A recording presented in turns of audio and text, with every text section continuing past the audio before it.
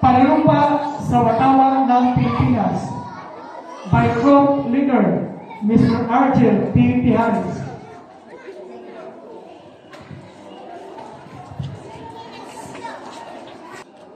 Ako ay Pilipino. Buong katapatang nanunumpa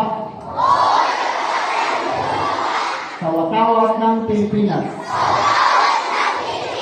at sa bansang kaniyang sinasalisar na may dangal, katarungan at kalayaan na pinakikilos ng samayanang makadiyos